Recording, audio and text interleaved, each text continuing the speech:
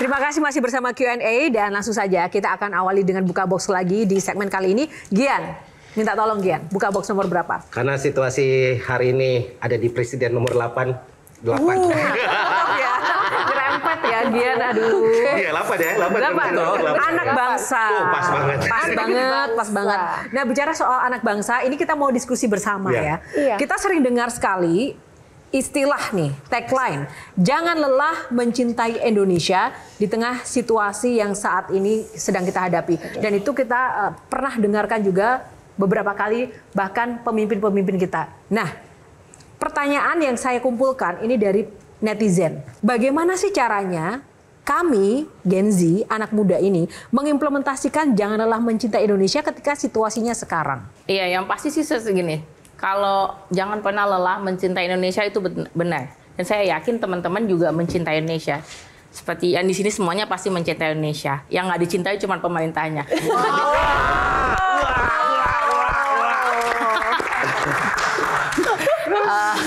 Aduh, lanjut.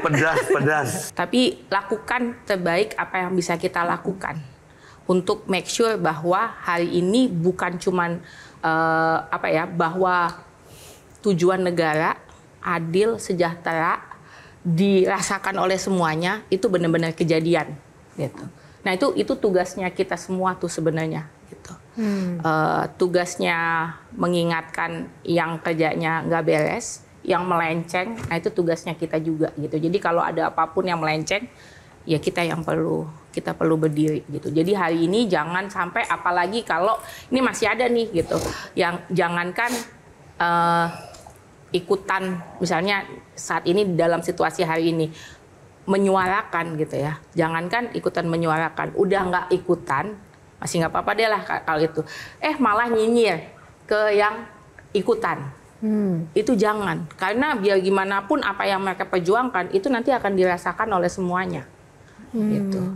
Dan make sure bahwa kita tuh nggak sendirian loh gitu. Jadi apapun yang kita lakukan, kalau itu berhubungan dengan negara gitu, itu akan dirasakan oleh semuanya. Tadi topiknya mengenai anak bangsa.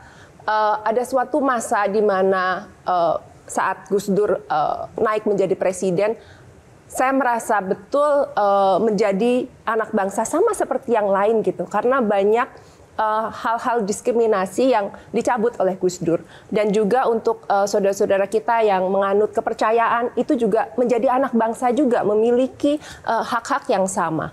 Mungkin Inayah bisa cerita dikit, apa sih yang melatar belakangi Bapak untuk melakukan itu gitu? Karena biasanya itu menjadi prioritas nomor sekian gitu, karena banyak sekali masalah yang harus diselesaikan. Dan saat aku tambahin juga, ketika juga ada gejolak, kadang isu-isu SARA atau diskriminasi itu dimunculkan sebagai mungkin pengalihan isu, padahal itu sangat berbahaya juga, apalagi di era sekarang. Silakan Mbak Inayah.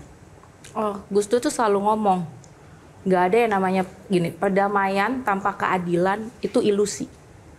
Jadi kita nggak bisa ngomongin kita punya negara damai kalau rakyatnya ngerasa nggak adil. Keadilan pertama itu adalah eksistensinya diakuin, identitasnya diakuin.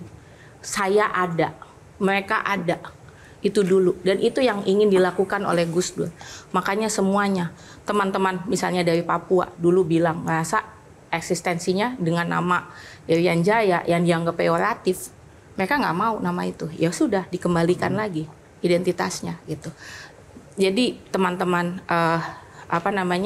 teman-teman Tionghoa dikembalikan, bukan dikembalikan, maksudnya itu emang punya mereka gitu, harus diakuin gitu. Jadi itu yang basic, itu basic humanity. Kita nggak bisa nuntut apapun kalau yang paling basic aja nggak dikasih, hak hidup mereka nggak dikasih. Ngomongin hak hidup, saya pengen melakukan sesuatu. Afan Kurniawan, Muhammad Akbar Basri, Sarinawati, Saiful Akbar, Rusdam Diansyah, Reza Sendi Pratama, Sumari, Andika Lutfi Falah, Septinus Sisa, Iko Julian Junior. Itu hak hidupnya sudah keambil dalam waktu beberapa hari ini. Jadi kalau sampai keadilan nggak dikembalikan ke rakyat, rakyat udah bayar pajak, rakyat sudah melakukan semuanya. Dan anggota dewan masih nggak memberikan hak rakyat, saya udah nggak tahu lagi deh itu manusia apa. Itu aja.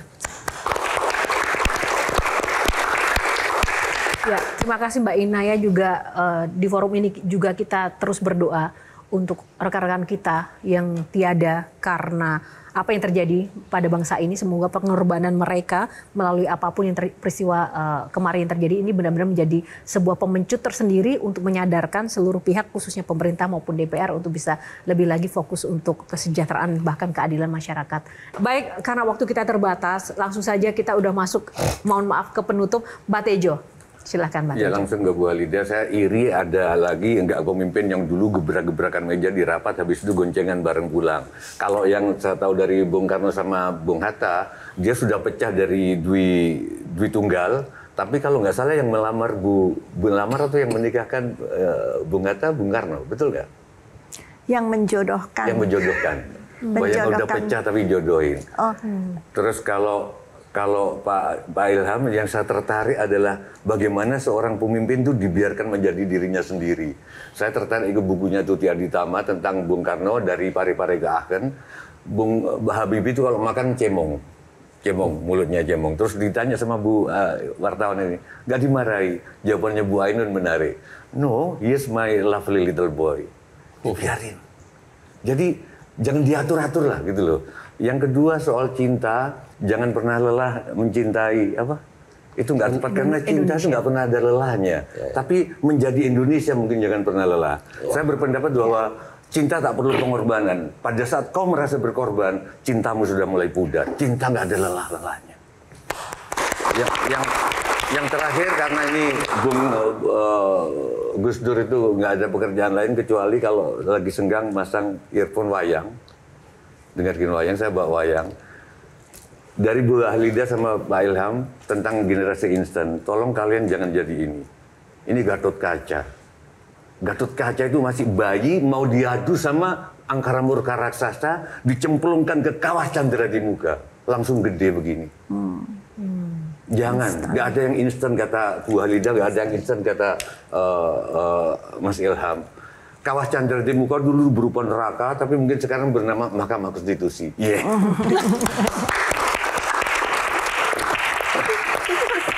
Makasih Mbak Tejo. Silakan Kak Olga. Menarik ya tadi kalau dengar Bu Halida bahwa dalam berbangsa dan bernegara itu dibutuhkan trust gitu.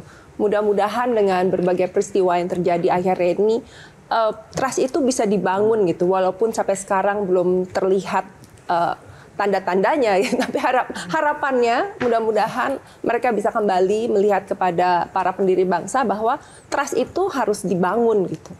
Itu yang pertama. Pada saat mendapatkan kekuasaan, siapapun itu di jalan kekuasaannya kecil, itu juga sudah ada tanda-tanda bagaimana menyalahgunakan kekuasaan gitu. Walaupun jabatannya belum tinggi gitu. Bahkan di kelas-kelas yang sangat bawah pun gitu, begitu jadi RT, jadi RW, jaga portal gitu, itu sudah ada tanda-tanda untuk menyalahgunakan kekuasaan. Mungkin kita harus kembali lagi dan berpikir bahwa kita tuh sudah merdeka 80 tahun gitu. Berhentilah menjadi orang-orang yang feodal gitu. Karena orang-orang feodal itu akan merasa bahwa dia berhak mendapatkan sesuatu hanya karena anaknya siapa, atau punya apa, dia butuh untuk dihormati, sehingga dia mati-matian menjaga jabatannya karena merasa dia berhak gitu. Mungkin kita perlu belajar dari Gus Dur bahwa merasa bahwa jabatan tuh nggak ada yang perlu dipertahankan mati-matian seperti itu. Gitu. Baik, terima Jadi kasih mungkin itu yang kita pelajari dari mereka. Silakan Dian. Nggak denger deh. Udah dengar kan Dian? Udah dengar, udah nggak cosplay lagi. Udah mundur. Nggak mau yang keras-keras, yang santun-santun aja. Aku cuma pengen ngucapin terima kasih buat Bung Hatta yang udah mengajarkan kita tentang berjuang. Terima kasih buat Gus Dur yang mengajarkan kita tentang toleransi. Terima kasih untuk Habibie yang mengajarkan kita ketenangan dalam situasi apapun. Dan terima kasih buat para pejabat kita yang sudah mengajarkan kita bahwa badut tidak hanya ada di acara ulang tahun.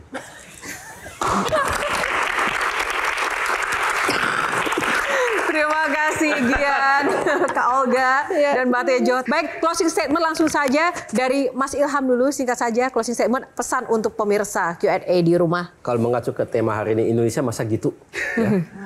Kalau menurut saya, kita sadar ya memang demokrasi itu perlu waktu. Semuanya memperlihatkan pada dasarnya negara demokratis itu rata-rata lebih baik daripada yang non-demokratis. Baik. Jadi itu harus tetap percaya.